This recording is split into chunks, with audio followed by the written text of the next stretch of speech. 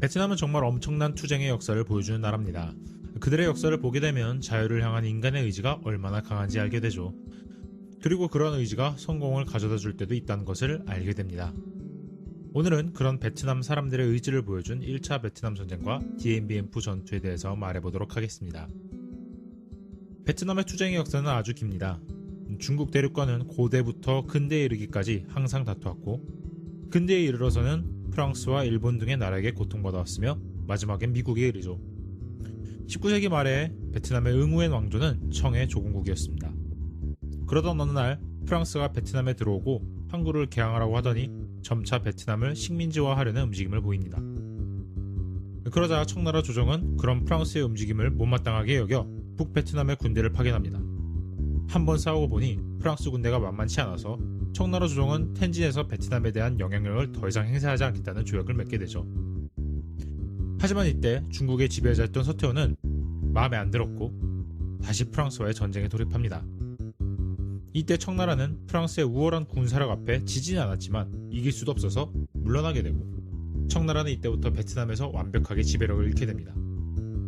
그리고 1887년부터 베트남은 본격적인 식민지 시대에 돌입하게 됩니다.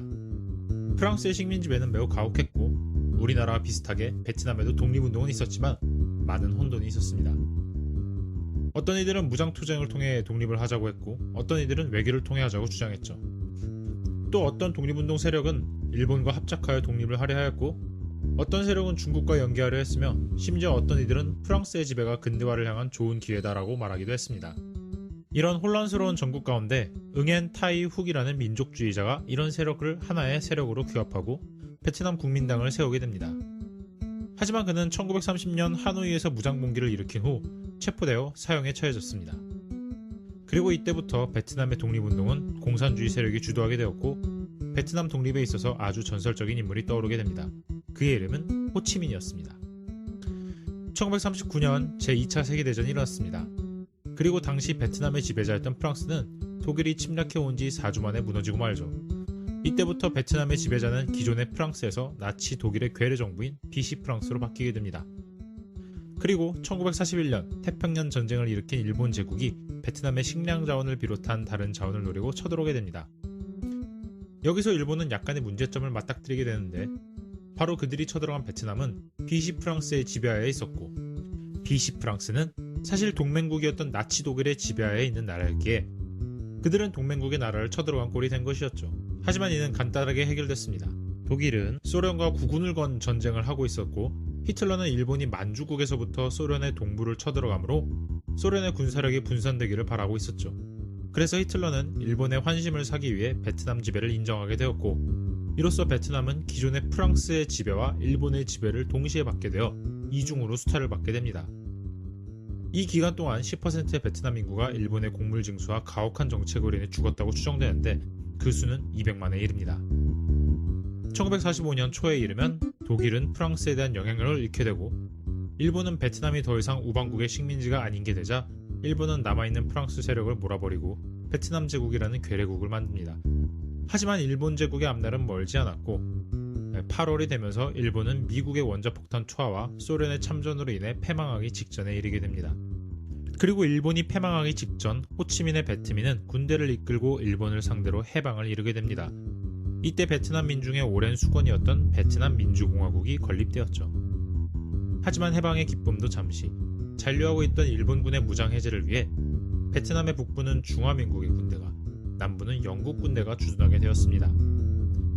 하지만 당시 중화민국은 중국 내부에서 공산당과 내전을 치르고 있었기에 곧 베트남 북부에서 군대를 철수시킵니다. 그리고 중화민국군이 철수한 북베트남에서 베트민은 지배권을 공고히 하게 됩니다.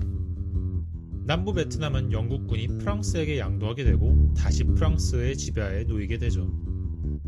베트민과 프랑스 정부는 1952년까지 프랑스 군대가 베트남에서 철수하고 베트남이 프랑스의 자치령이 되는 것으로 합의를 봤으나, 사실 2차 세계대전 후 피폐해진 경제를 복구하는 것이 급선무였던 샤를 드골 대통령의 프랑스는 식민지를 원했기 때문에 그렇게 할 생각이 없었습니다.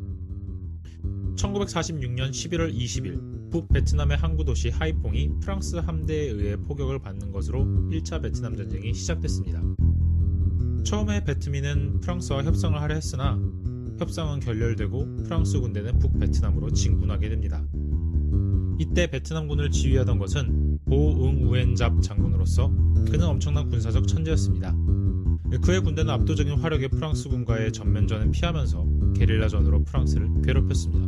4년간의 게릴라전을 한 뒤 충분히 우위에 섰다고 판단하고 실시한 하노이에 대한 공격은 비록 실패를 하게 되지만 이미 전세는 북베트남군의 것이었습니다.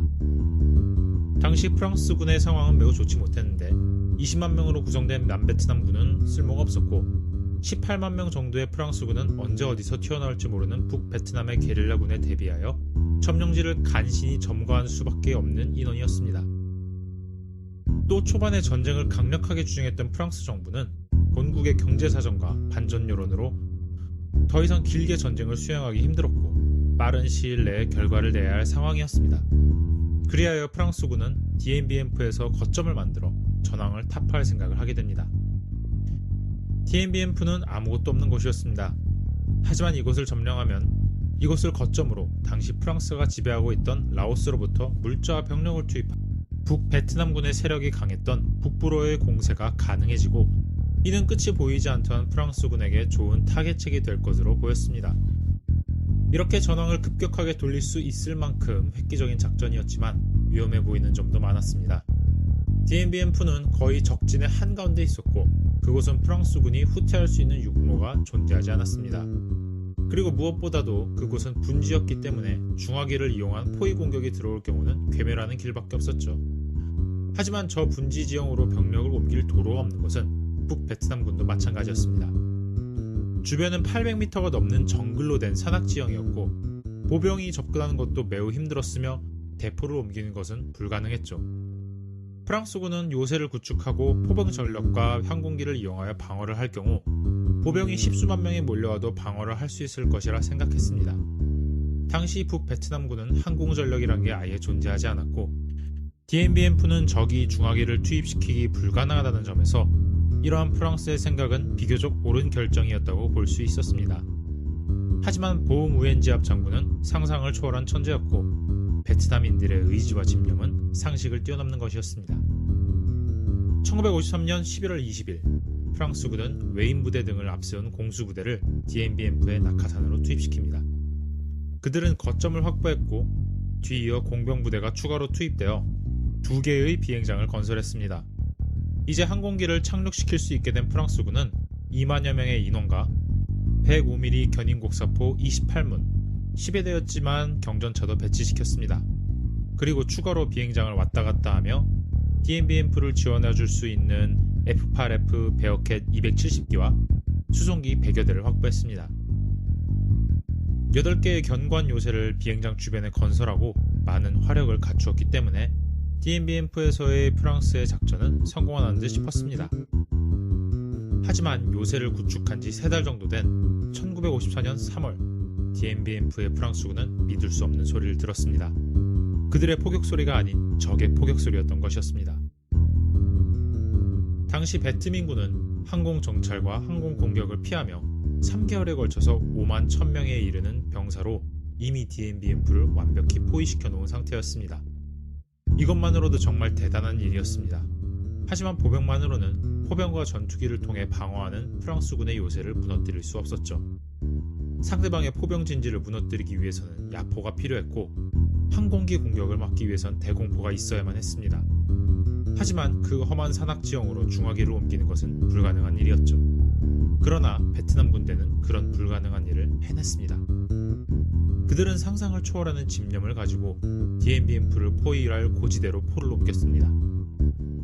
밤낮으로 야포를 옮겼고 낮에는 항공정찰을 피해 정글 사이로 위장을 시키고 운반을 했죠. 그곳은 가축조차 발을 디딜 수 없는 험한 곳이었습니다. 길이 끊어지면 길을 만들어 운반했고 가파른 산에 이르면 수백 명의 장정이 포를 끌어당겼습니다. 한 번 당길 때마다 10cm가량만 움직일 뿐이었지만 그들은 계속 옮겼습니다. 그리고 도저히 포를 끌고 갈 수 없을 때에는 포를 분리해서 손으로 들고 옮겼습니다.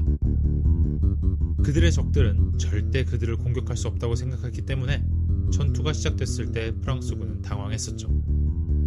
베트남군은 야포로 프랑스군의 요새를 하나둘씩 무너뜨리기 시작했습니다. 프랑스군은 필사적으로 저항했지만 포위 공격을 해오는 베트남군을 막아낼 수는 없었습니다. 프랑스군은 베트남군의 대공포화를 뚫고 항공기를 이용해 매일 200여 명의 인원과 물자를 보급했지만 결국 기지의 핵심인 비행장을 빼앗겼고, 비행장을 빼앗기자 낙하산으로 물자를 투입했습니다. 하지만 끊임없이 몰려드는 베트남군을 막아낼 수는 없었습니다. 그들은 전투가 시작하기 전부터 이겨놨던 것이었습니다. 2달간의 치열한 공방전 끝에 2만여 명의 사상자를 낸 DMBMF의 프랑스군이 1954년 5월 7일 오후 5시 30분 살아남은 8,000명의 병사가 베트남군에게 항복을 함으로써 DMBMF 전투는 끝이 납니다. 물론 항공 전력 등의 우월한 화력을 가진 프랑스군에 의해 4만여 명의 인명피해를 본 베트남군이었지만 그들은 승리한 것이 맞았습니다.